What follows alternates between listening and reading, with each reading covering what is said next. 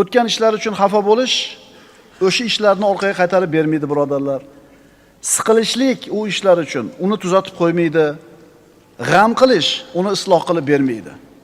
Eslab qayg'urish bo'lsa, ularni tiriltirib bermaydi. Chunki endi u yo'q. Chunki o'tgan narsa o'tdi, ketdi. O'sh paytda gugurt olib qo'yganimda deydi. Qara deydi. O'sh paytda deydi, moncha zayimim bor edi deydi. O'sh paytda gugurt olib qo'yganimda mana bunchaga ko'payardi ekan pulim. Endi o'tdi, ketdi, tamom. Musulmon odam uni ustiga unga yoqmaydigan biror bir hodisa, kor-hol kelsa, musibat ustiga tushsa, bo'ldi endi, ish bitdi. Nima deydi? Qaddarallohu ma sha thumma fa'ala. Alloh o'zi xohlagan narsani taqdir qildi va shuni amalga oshirdi. Demak, shunday bo'lish kerak ekan, shunday bo'ldi. Endi qabul qilamiz, rozi bo'lamiz, ajr olamiz. Chunki o'tgan ish o'tdi, ketdi. Birodar, sen ustingda o'tayotgan, sen kechirayotgan har bir kuning Allohning senga bergan hadiyasi, in'omi. Bu naq kuningni o'tmish haqidagi pushaymon va kelajak haqidagi xavotirlar bilan zoya qilmagin. O'tmishni yomon xotiralar ostida yashashlik bu aqldan emas. Yo'qlik soyabonida tayda qolishlik aqldan emas. O'tmish sharpalaridan o'zimizni qutqarishimiz kerak. O'tdi, ketdi. Nima? Sen birodar daryoni orqasiga qarab oqishini xohlaysanmi? Yoki quyoshni mashriqqa qaytib botishligini xohlaysanmi? Yoki yomg'ir tomchisini osmonga qaytib chiqib ketishini xohlaysanmi? Yoki ko'z yoshini qaytib ko'zga kirishini-yu, sutni ana shu sigirning yeliniga qaytishni xohlaysanmi? Sen o'tmishni eslab o'zingni g'amga, qayg'uga solayotganliging o'ta achinarli va qo'rqinchli holat. Chunki o'tmish bilan ovora bo'lsang, bugungi naq kuningni zoya qilib qo'yasan. O'tmish daftarini ochib, o'tirib olib o'qish, bugungi kunni zoya qilish. Kuch-quvvatni yo'q qilish u omonatga berilgan soatlarni behuda o'tkazishlik. Alloh azza va jalla o'tgan ummatlar haqida nima dedi? Astagfirullah. Tilka ummatun qad khalat laha ma kasabat va lakum ma iktasabtum va la tusaluna amma kanu ya'malun. Alloh azza va jalla Qur'onda avval o'tgan ummatlarni zikr qilib aytdiki, ular o'tib ketgan kishilardir. O'tib ketgan ummatlardir. Ularning qilgan amallari o'zlari uchun. Sizlar amalinglar o'zinglar uchun. Va sizlar ular qilgan ishlardan mas'ul bo'lmaysizlar. Birodarlar, o'tgan kun o'tdi, ketdi. Tarixni g'ildiragini orqaga qaytarishlikni, orqaga aylantirishlikni keragi yo'q, iloji ham yo'q.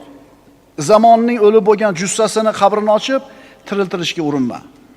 O'tmishini eslab, uni takror g'am qilayotgan kishi xuddi unni yana qaytadan tegirmonga solayotgan odamga o'xshaydi. O'tmishni eslab, uni g'am qilayotgan odam xuddi to'ponni yana aralamoqchi bo'layotgan odamga o'xshaydi. Eshakka aytilar ekan, nimaga kavshanmaysan? Yolg'onni yomon ko'raman der ekan. Ya'ni chaynalib, yutib bo'lgan narsani qaytadan olib kelib yana chaynashni nima keragi bor? Musibatimiz nimada, birodarlar? Bugungi kunimizni isloh qilishlikni uddalay olmaganligimiz uchun o'tmishimiz bilan ovora bo'lib, o'tmishni gapirib o'tiramiz. 10 soat gapiring, 20 soat gapiring, o'tmishni gapirganligingiz sizga hech qanday foyda bermaydi. Ha, birodarlar, o'tmishni undan ibrat olishing uchun, undan o'zimizga va'z, nasihat olishing uchun eslab qo'yishligimiz joiz. Ammo o'tmish bilan yashab bo'lmaydi-da. Bugungi kunimizdagi kamchiliklarni chiroyli suratda bir chekkaga surib qo'yib turib, o'tmishimizning vayronalari bilan ovoramiz. O'tmish kimning ovozini bo'g'ib turgan bo'lsa, bas bu inson kelajakka xitob qila olmaydi. Chiroyli gap ekanmi? O'tmish kimning ovozini bo'g'ib turgan bo'lsa, bu inson kelajakka xitob qila olmaydi. Faqat o'tmishini g'ami bilan, o'tmishini eslab siqilib o'tirgan odam kelajakka bir qadam qo'ya olmaydi degani. Ma'qulmi? Shunaqa odamlar bor albatta oramizda. Shikoyat qilaveradi. Menga anaqa qilib bermagansizlar o'shunda, menga mana qilib bergansizlar o'sha paytda. Ha, bo'ldi, endi o'tib ketdi, gapiraverasan bu narsani.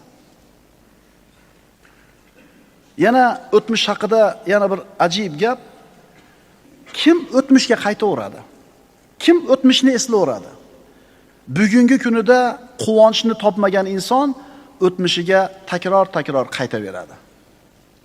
Bugungi kunida yaxshilikni topa olmayaptimi? Bugungi yashayotgan kunda xayriyatni ko'ra olmayaptimi? Xayriyati yo'qmi? Shu odam o'tmishni eslaveradi. Ma'qulmi? Avvallari yaxshi edi. Shakar 78 tiyin edi. Gugut 1 tiyin edi. Hech kim bekor emas edi. Hammani oyligi bor edi. Hozirchi? Hozir nima? Hamma bekarchimi? Birodar, bugungi kuningni qara-da. Sen mana shu Sovet davrini eslayotgan bo'lsang, u paytda masjidlar bunaqa emas edi. Hajga umraganda xohlagan paytda borganda bora olmas edi. Nikoh o'qigani, janoza o'qigani, Qur'on o'qib, pato o'qib qilgan odam topilmas edi. Bugungi kuningdagi yaxshiliklarni qaraginda, avvalgi davridagi yaxshilikdan ko'ra ko'proq narsa bor. Demak, bugungi kunida xursandchilikni, quvonchni topa olmagan inson o'tmishiga qaytaverar ekan. Siz o'zingizdan so'rang-da. Siz qaysi toifadansiz? Insu jin avvalgi oxiri hammasi yig'ilib jamlansa ham o'tmishni ortga qaytara olmaydi. Bu amri mahol ish. Bu ayni haqiqat. Chunki odamlar, birodarlar orqaga yurmaydi, oldiga yuradi. Shamol oldiga esadi. Suv orqaga qarab oqmaydi. Karvon oldinga qarab yuradi. Bu Alloh taoloning bu borliqqa qo'ygan sunnati. Hayotni sunnatiga birodar teskari yurma, oldinga qarab yur.